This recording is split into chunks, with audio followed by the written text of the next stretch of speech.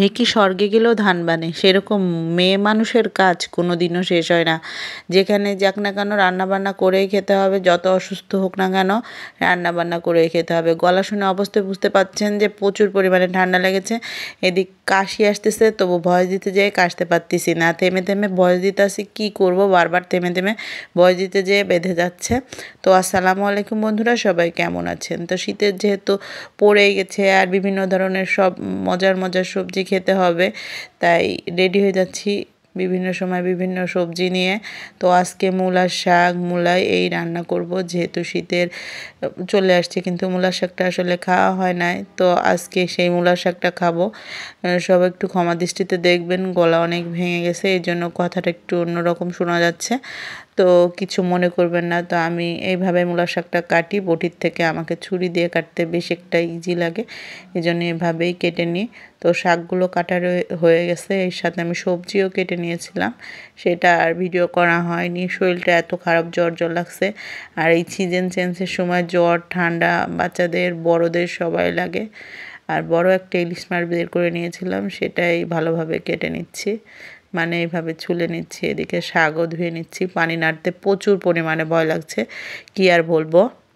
তো শাকগুলো ধোয়া হয়ে গেছে, আর অফ ক্যামেরাতে আমি মাছটাও ধুয়ে নিয়েছি। শরীরটা ভীষণ খারাপ লাগতেছে, মনে হচ্ছে না কোনো কাজ করি। তারপরও তো বললাম না, ঢেঁকি স্বর্গে গেলেও ধান বানে। তো আমরা স্বর্গেও যদি যাই তা রান্না করে খাইতে হবে, এটা হলো সবচেয়ে বড় কথা। আর এই যে আমি মূলার শাকটা ভাপ দিয়ে নিয়েছিলাম, আর ইলিশ মাছটা এই যে ভেজে নিচ্ছি চুলাতে। আর পাশের চুলায় শাকটা বাগার দিয়ে নেব। মূলোর শাকটা সেদ্ধ করে এইভাবে বাগার দিয়ে করলেই ভালো লাগে। সবাই মনে হয় এভাবেই করে, আমি যতদূর জানি।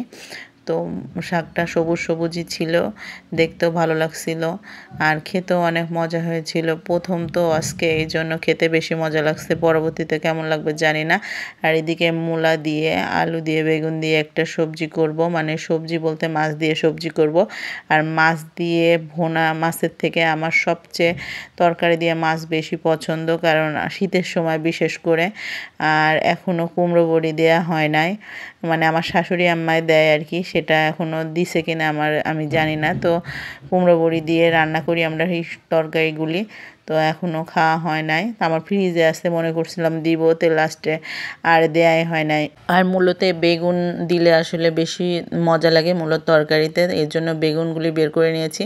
দেখছি দু একটা বেগুন একটু পোকা হয়েছে, তো বেছে বুঝে কেটে নিলাম। আর কেটে নিয়ে এগুলি ভালোভাবে ফ্রেশ করে দিয়ে দেব, যেহেতু বেগুন আর আলু মূলা আর আলু কষায় নিছি। তো কষানোর পরে বেগুনটা লাস্টের দিকে দিয়ে, এই জন্য আর কি কেটে নিলাম। আর এর সাথে ধনেপাতা ছিল একটু, ওইটাও কেটে নিলাম। তরকারিতে এই টাইমে ধনেপাতা দিলে তো সেই মজা লাগে, সেটা তো আর কাউকে বলা লাগবে না, অনেক মজা লাগে। আর এই যে বেগুন, আলু আর মূলো আমি ভালোভাবে কষে নিলাম। একটু আমি চেষ্টা করি কি বেগুনটা একটু বেশি নরম করতে, অনেকে আছে একটু নরমটা কম করে, তো আমার একটু বেগুনটা একটু নরম হলে না ঝোলটা গাঢ় হয়, আমার খেতে অনেক মজা লাগে। আর এই যে মাছগুলো দিয়ে দিলাম, মাছগুলো দিলে কিছুক্ষণের মধ্যে আমার রান্নাটা হয়ে যাবে। তো আজকে আমার ভিডিও করতে অনেক কষ্ট হয়েছিল, যেহেতু শরীরটা খুবই খারাপ। তো কোনো সমস্যা হলে সবাই ক্ষমা দৃষ্টিতে দেখবেন। আজকে এখানে শেষ করলাম, সবাইকে অসংখ্য ধন্যবাদ। আল্লাহ হাফেজ।